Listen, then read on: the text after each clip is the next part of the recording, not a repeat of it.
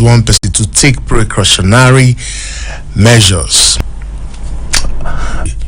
Of course, you can remember what happened last year when you wreaked a very huge havoc in the country, and a lot of people were coming out to say, no, they didn't notify Nigeria, but the fact was that they notified Nigeria. The letter was there in the public domain last year. So, and the letter has been released again this year. So, what are we doing about these letters? Like we always say, prevention is better than cure. We know the level of havoc flood wreaked in the country last year. Please, we don't want a repeat of it this year. It's high time we start acting swiftly to some of these informations as they come, so that to avoid all these occurrences.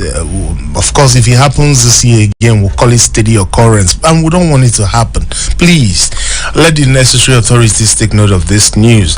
As we are reading it, we can feel the impact, the seriousness of this news, and we hope that the necessary authorities will feel the urgency, the seriousness, and respond to it. All right, now let's move away from that particular story and see what this one is saying. It says, uncertainty as Shaibu resumes today. Obaseki melts in what has been happening in Edo Politics. Deputy governor and the incumbent governor in Edo State has been a kind of a tussle, like a Cold War. But we know there is something in there. Something is going. Politicians, leaders, aides, and other watchers of political activities in Edo State watch with uncertainty as the deputy governor of Edo State, Mr. Philip Shaibu, resumes duty today after a 1 month leave. All right, that's how far we can go on that story. Please try and hit the newsstand and see what all this report is all about. Read the full details of it and get to know what is happening.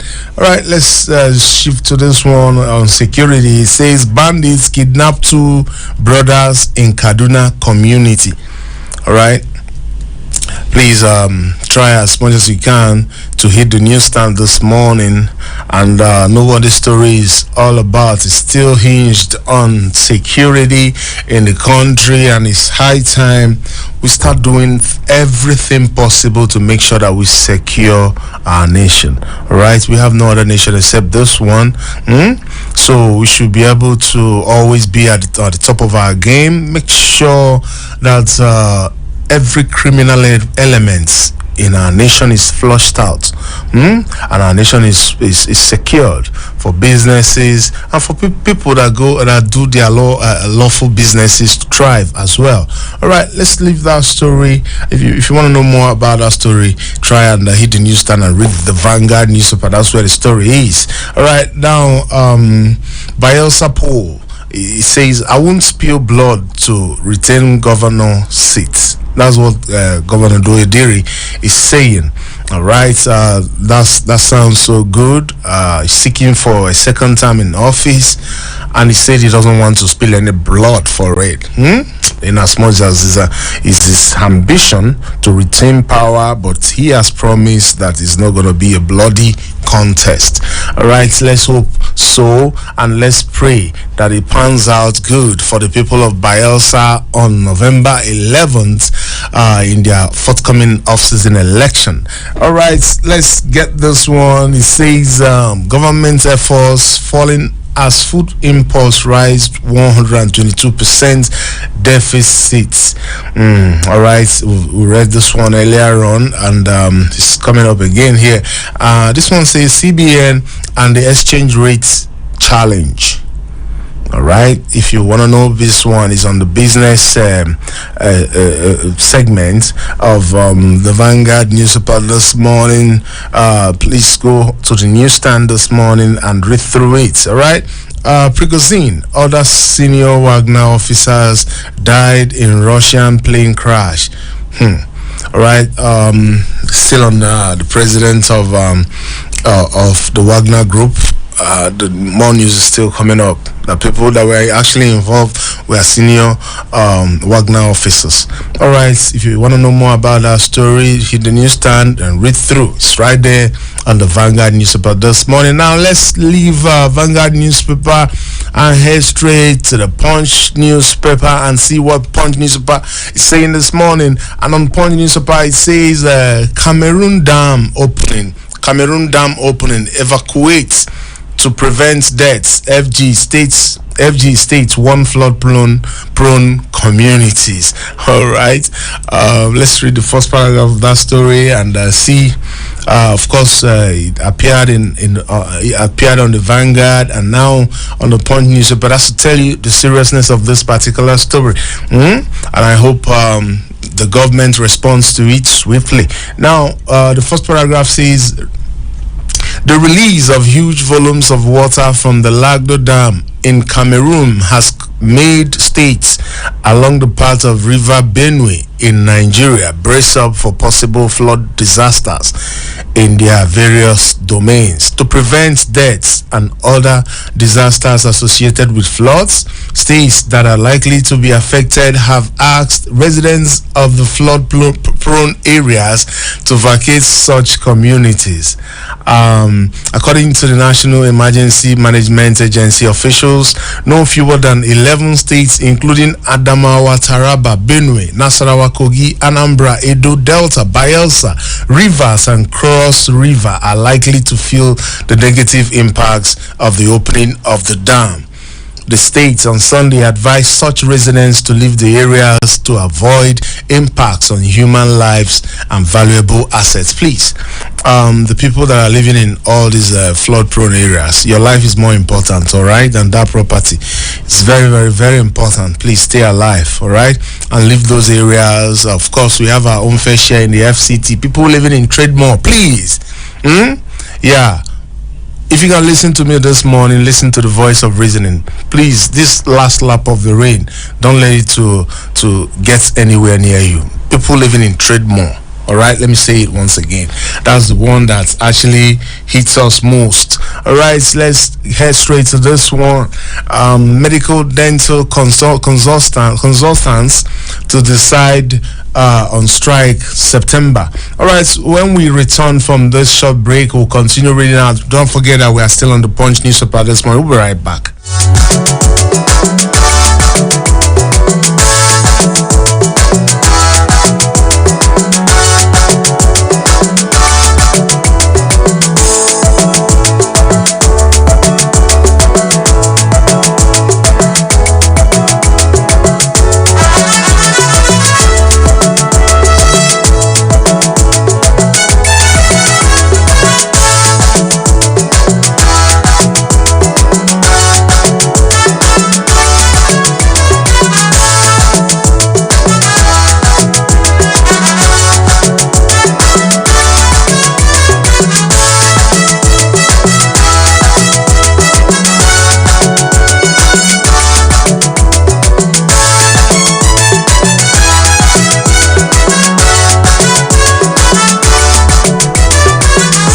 Alright, it's still Super Citizen at Sunrise, and this is still Big Talk this morning as we are extracting all the headlining stories for your listening pleasure. Now let's move straight to this one. It says medical dental consultants to decide on strike September.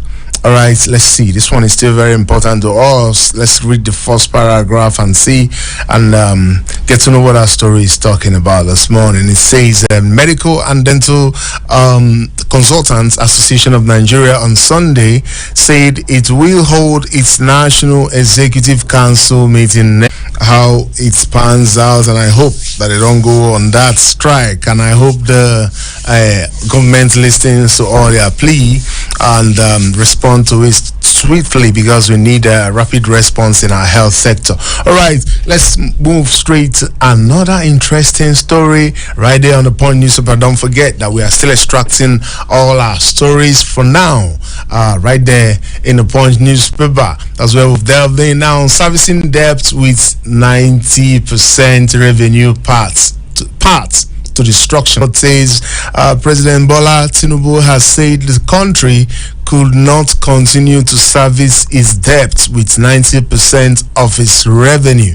He noted that the country was headed for destruction should that continue. Tinubu spoke during the annual conference of the Nigeria Bar Association on Sunday in Abuja. He said his administration must make difficult changes to better the lot of the country. Now that's what our story is talking about. That's how far we can go as well.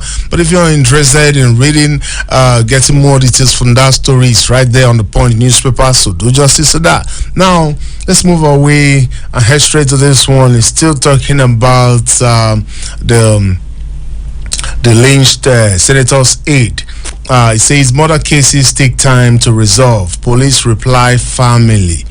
All right, that's what police as regards to this case. All right, that concerns the senator's aide that was murdered. All right, recently, let me leave it at that. And but if you're interested in that story, please grab a copy of Punch newspaper. That's where the story is. Now, 14 escaped death in Ogun crash. FRSC blames speeding because when you're driving, most especially this rainy season, please try and be safe on the wheels. All right, try as much as you can, be safe on the wheels. Better safe than sorry. Don't speed. All right, I know it's fascinating, and of course it has a lot to do with just like when you speed, you feel like wow, you're on top of the world. You're flexing your muscles with other good cars on the road. But please try and be safe. All right, remember the people that you left at home and drive safely so you can meet them at home as well. All right, please. FRA that escaped death in Ogun crash. Well, thank God for that. All right, now. And it says Nigeria can generate. This one says Nigeria can generate $3 billion from solid minerals annually. Senate is saying that Nigeria can generate $3 billion from solid minerals annually.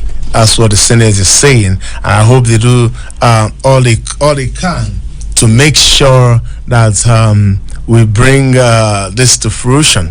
All right, let's move straight to this one that says food, textile, 24 sectors lost 1 trillion naira, saying this morning on the Punch newspaper. And then this one says banks, 18 others fined 125 million naira for late filings.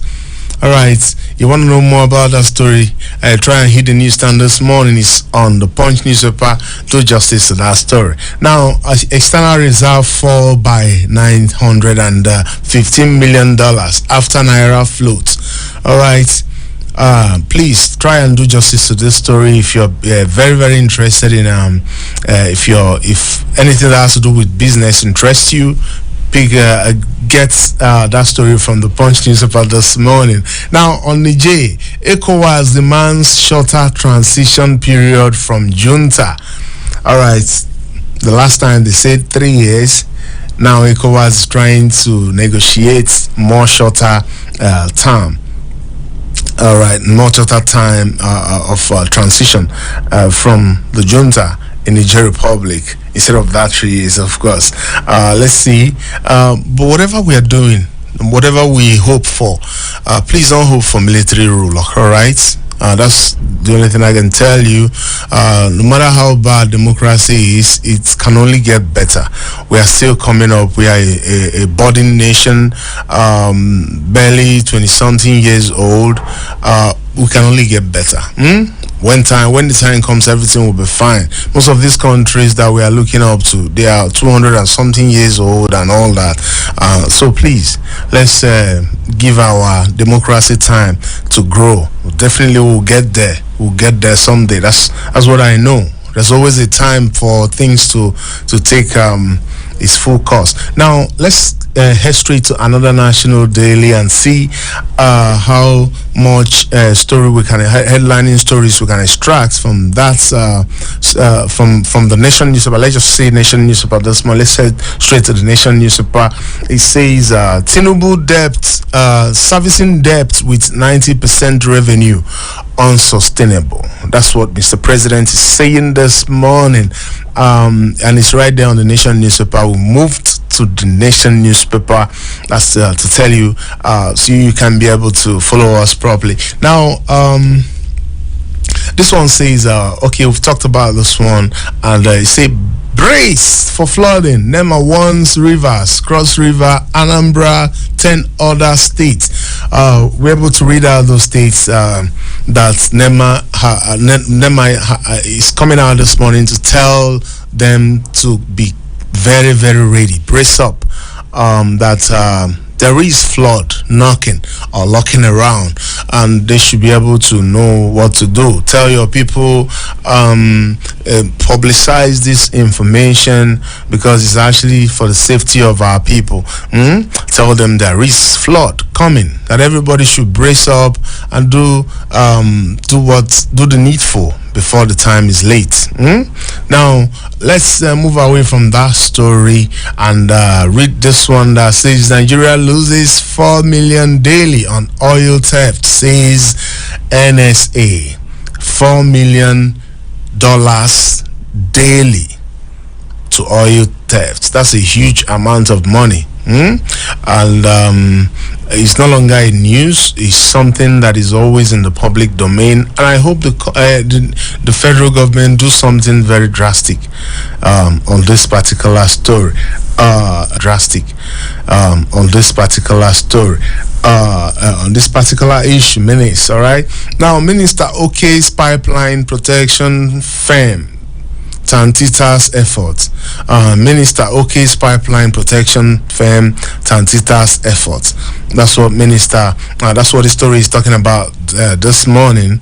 That the minister is hailing, is coming out to the pipeline protection firm Tantita's efforts. Okay, they've come out. This Tantita have actually they've been catching vessels that have been cutting away with our national resources over time.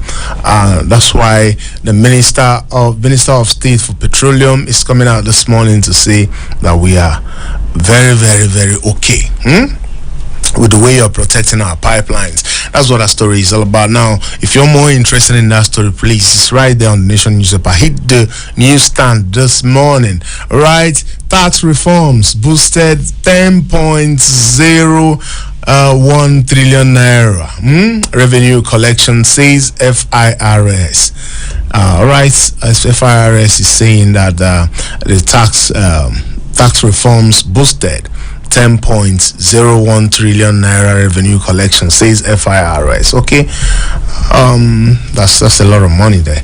Okay, Code of Conduct Bureau begins verification of governors, ministers' claims. Okay, right there. I think they are doing a good job too. The newly sworn in ministers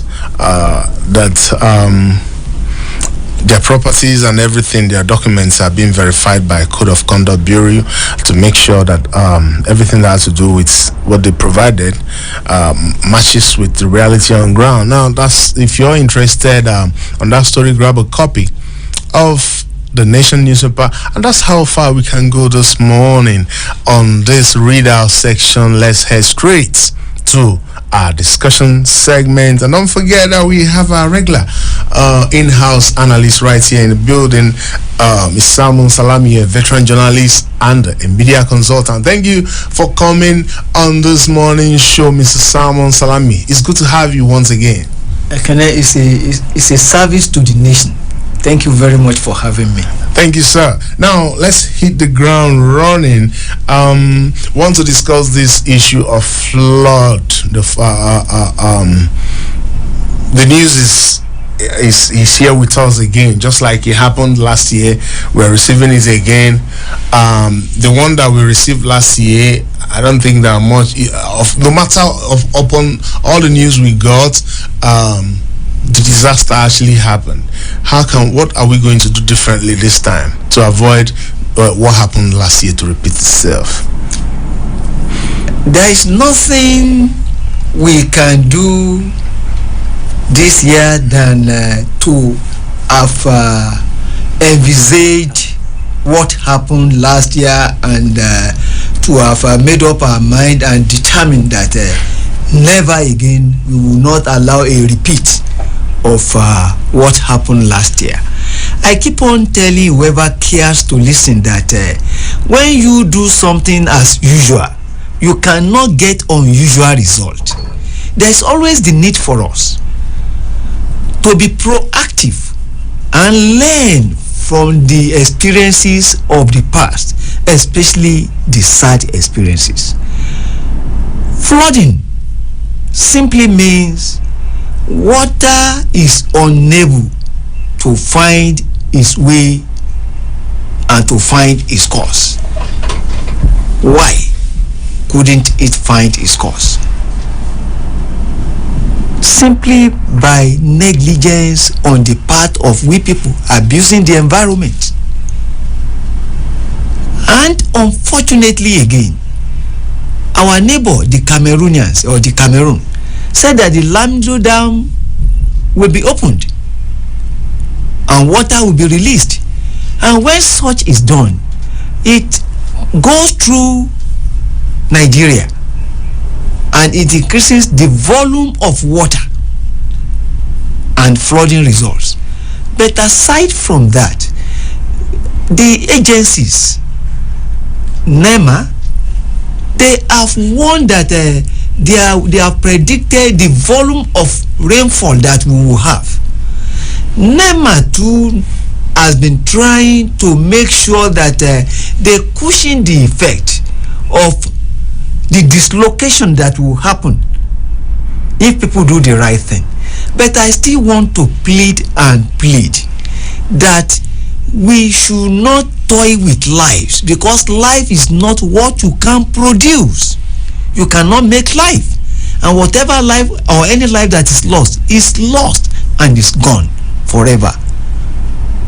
Let us make sure that the areas that are prone to flooding are reasonably and adequately taken care of. This is the best thing to do. We cannot afford to lose life annually. All right, please, of course, that's the best that we can do to make sure that we keep you informed as it comes. Of course, you know the kind of havoc flood wreaked in Nigeria last year, Bayelsa, Kogi. There was even at a point it cordoned off this Kogi axis last year. No vehicular movement was put on halt for weeks. For weeks, you know, there was no PMS in the city center of the Federal Capital Territory. That was what happened last year. So that's to tell you the kind of havoc flooding can wreak. And so that you that are listening to me right now will take this information very seriously. If you're living around those areas, try as much as you can. This is the last lap. I don't think the most rain that we normally encounter doesn't come much during October. So this is the last lap of the rain. So this is September. So take it seriously. Stay away from those areas for just 1 month, and then from October you can move back to wherever you are staying. But please don't stay away from all those. In actual fact, I've been telling you, Ekene, that only those who are alive need accommodation. Of course. A dead person does not need accommodation. The best you do for a dead man is the cemetery. Let us be alive first, and let us do whatever that will keep us alive. Yeah, that's what we're saying this morning on Super Citizen at Sunrise 93.7. Of course, you know that we care about you. All right, now let's move away from this flooding story and head straight to this one that says government efforts failing as food imports rise 122% deficit. 122% deficit hits 4.9 trillion naira. This is not a good story. It is not. And apart from figures and statistics that they are banding, it is real that food shortage is with us. There is shortage of food despite the declaration of emergency on food security. It is real. Those who even patronize Mama Put, they keep on telling me that, Oga, it is pretty difficult to get food. It is not available. It is not affordable. And I am still pleading with the federal government, and we are asking the new Minister of Agriculture to step up his game and be on top of this. We can do this by encouraging the farmers to produce more. We can encourage this by ensuring that there is security, because some farmers do not go to farm again for fear of being killed either by bandits or kidnappers, and of course the others too. They do wreak havoc on their farm. These are some of the basic issues that we should take care of. And of course, let us make fertilizer available and affordable to the farmers. So you know something. Let's still dwell a little bit more on this food security. The issue of off-season farming. It's not really what we practice here. When I entered into the FCT, I discovered that people can easily eat. That people eat corn off-season. You know, in fact, people can eat corn year to year, back to back to back. You know, but when I was in the East, all corn was a seasonal thing. No. You know, and we should encourage off-season farming. That's what I'm saying, sir. The truth with modern day farming is that technology and science, especially agricultural science and extension, have taken care of all this, that you can farm all year round. Fadama too is there. The truth is this: don't let us allow the world to leave us behind. Farming is not a seasonal thing again. It's an all year round thing, and that is what science, especially agricultural science and soil science, have done to mankind. Let us take advantage of scientific inventions, and there are some high yielding fruits. There are so many advancements in agricultural science that we are not taking advantage of. And of course, what are our colleges of agri doing? Veterinary schools, what are they doing? If we take full advantage of this, we can overcome food shortages and food insecurity. Okay. We can be self-sufficient in food production, and of course we can still export if we take things seriously in this country and we do the needful. Thank God our soil is fertile. Yeah, we have arable lands. All right, now let's move to this particular one. I think the president should be applauded. Mr. President should be applauded for this one, and I believe that Nigerian listings, and I say let's move Nigeria forward, partner for nation building. This is it's a clarion call from Mr. President. I think he should do more of this. He should come out, tell Nigerians what they really need to. That's something that will bring everybody together. He should bring out programs that should bring Nigerians together more. What do you think? I am very grateful to Almighty Allah that we now have a president that listens. We now have a president that Nigerians are proud of, even though he still has to do more and it is still very early in the day. The outing yesterday at the AGM of the Nigerian Bar Association was a very, very good one for this country, where Mr. President, in no unclear terms, told Nigerians that we must unite to move this country forward.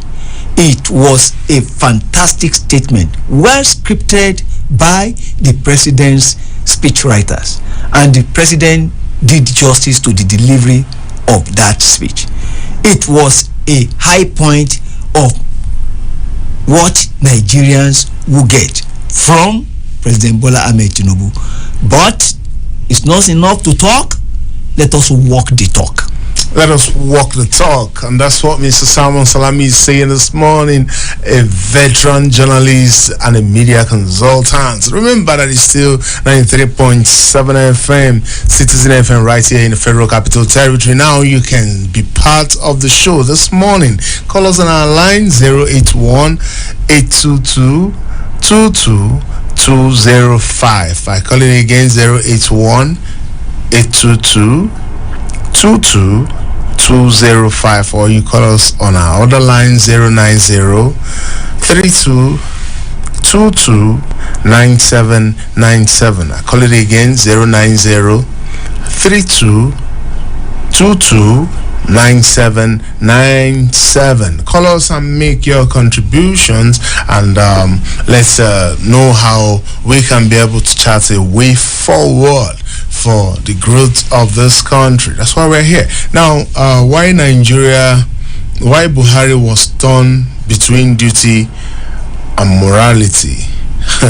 Okay, I think we should just leave this one. Okay, let's just do justice to this particular one. Why Buhari was torn between duty and morality. Okay, let's read the first paragraph of that story and see what it's saying this morning. It says a reformative author, Paul Powell, has disclosed how former President Muhammadu Buhari was torn between duty and morality while he was both military head of state and civilian president of Nigeria. Duty and morality. What are we going to say about this? Well, we should not go philosophical about this. Let us be practical and reflective about the two words, duty and morality. Duty, yes, you owe people the duty. As president of Nigeria, former President Buhari owed us a duty. Whether it was well discharged or not, history will tell. There's no doubt about the fact that President Muhammadu Buhari won the 2015 election because of the perception that here comes a man imbued with integrity. Experience has shown us and then he struggled in 2019 election. Experience has shown us. Critics are still saying a lot about that 2019 election. Experience has shown us that integrity alone, integrity in itself and by itself, cannot move any country forward. Integrity, no doubt, is desirable. And some of us who believe that President Buhari is a man imbued with integrity are now hard put to it. Why? We keep on saying that, yes, if we say Mr.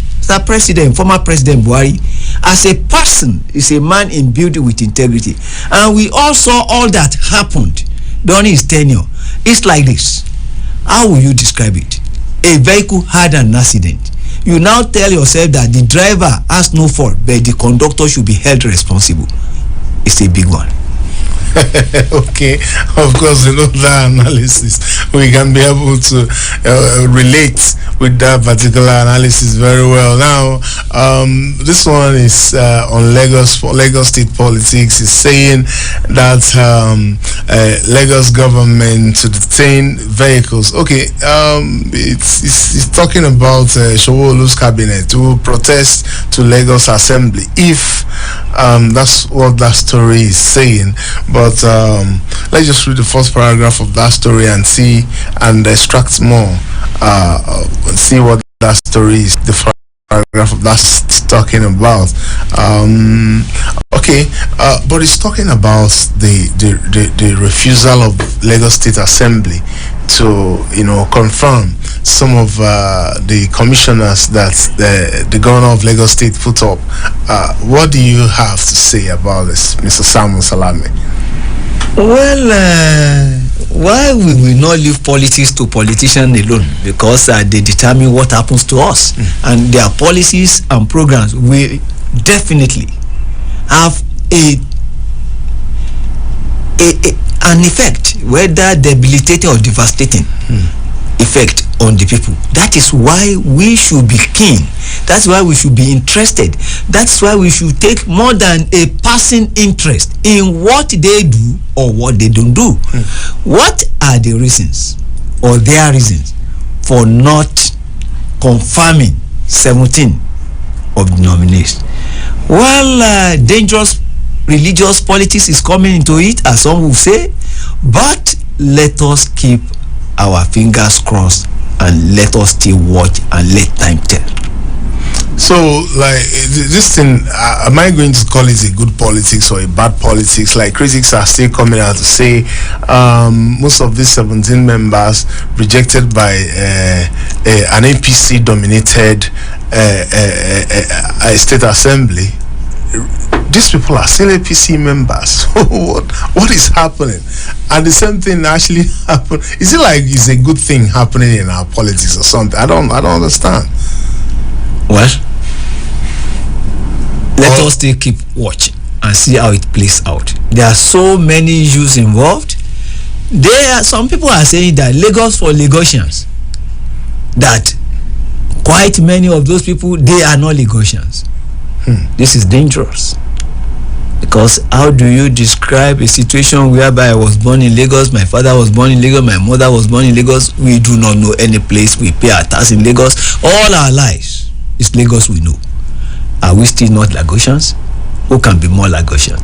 Let us be circumspect, but then let us still allow time to tell, and let us see how this plays out. I believe reason and the voice of wisdom will prevail. All right, that's the most important thing. All right, let's speak this caller. Hello, good morning.